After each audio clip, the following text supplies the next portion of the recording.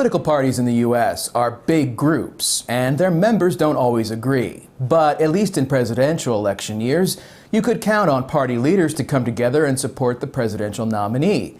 Yet President Trump and the Republicans in 2020 see a slightly different reality. Why?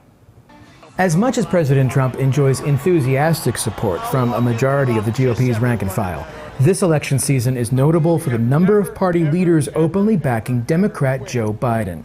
We know about former Ohio Governor John Kasich's speech at this year's Democratic convention, but he's not the only Republican leader backing a different candidate this year. And that's not normal, says University of Denver political scientist Seth Maskett, author of the new book, Learning from Loss. Typically, though, it's only maybe one or two high-profile people.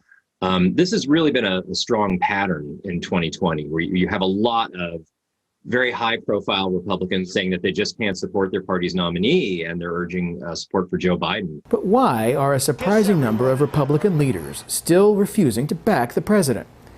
George Washington wrote extensively about what the president should be.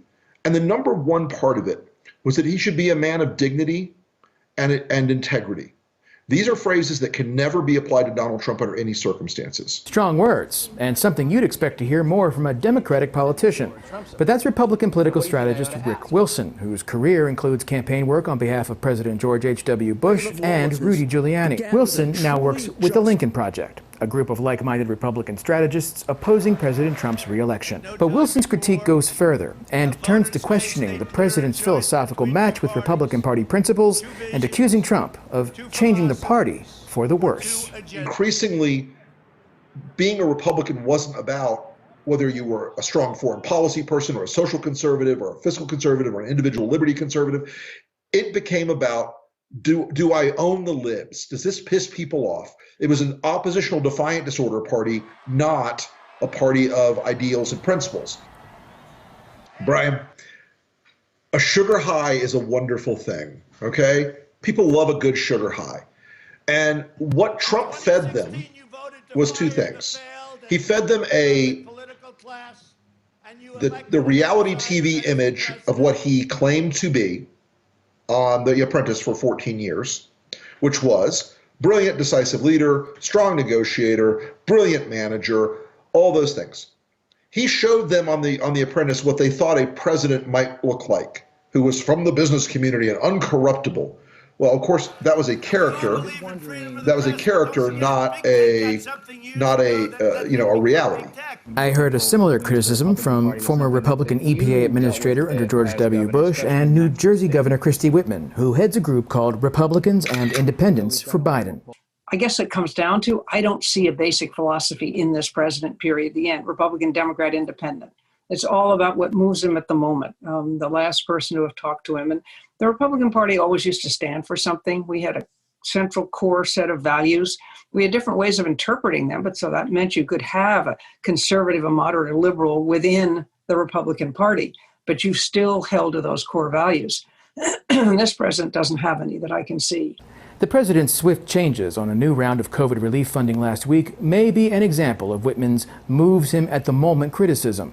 As you might imagine, not everyone is enamored with Wilson and Whitman's perspective.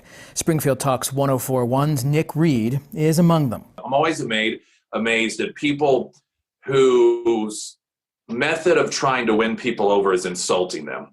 Clearly their open plan is to make Trump, and not just Trump, but other Republicans lose as well that they see as being Trump allies. Well, in order to do that, you need to convince people who voted for Trump once before to switch over. Insulting them is not the way to do it. Now, they're good for Trump. I really genuinely believe that. As an organization, they help identify Trump, as Trump has tried to identify himself as not being part of the Washington elite. And when you have these people that are these Republicans, or so they say anyhow, consultants that mock the average voter in the Midwest and the South, that is very, very helpful to Trump. It's therapy for establishment Republicans who are no longer in charge, and it's therapeutic for them to give money to people that are going to create an echo chamber and talk about how stupid and idiotic Trump supporters are, particularly in the Midwest and the South. And that's what, that's how they get their money, because it just makes some of those elites feel better. But what about the Republican Party after Trump, be it a few weeks or a few years from now? Well, I am the national chair of Republicans Independents for Biden. And if you look at that list, those are Republicans. Those are, maybe they're independents now, but they were Republicans. They don't want to be Democrats, but they're not this kind of Republican. They're not Trumpers. And so I believe that that will be the core of rebuilding the party, all those people. The key here is what happens in the election. If Trump wins re-election, then he continues to define the party. And those of us that just can't do that, can't be there, will have to be looking at the outside and say, okay, do we start the way the Republican Party started way back, as a third party?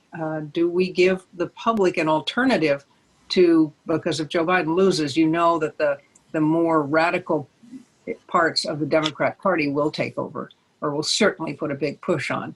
And if that happens, where do those people, the vast majority of Americans who are in the middle, I mean, they're not extreme on either side, where do they go? And that may be the time to pull together a third party. If, however, Joe Biden wins, then I think you'll see the Trump wing of the party, as it were, somewhat isolated. They'll have their members in Congress because there are a few that have won primaries that are, QAnon supporters who have won primaries in very red districts. And that's going to be a weird way to define the party. And I don't think anyone will accept that as being the Republican Party. So that gives an opening to those of us who believe in a strong two-party system and would like to see a more centrist party that understands that as complex as today's problems are, if you try to decide them and ram them through all based only on one party, the next time the other party gets in, you'll see them all undone. And that's what we're seeing now. Whether Wilson and Whitman's actions are therapeutic for fellow like-minded Republicans remains to be seen. But it's clear for now they're not in President Trump's Republican group, and that's just fine by them. And we'll be back after this.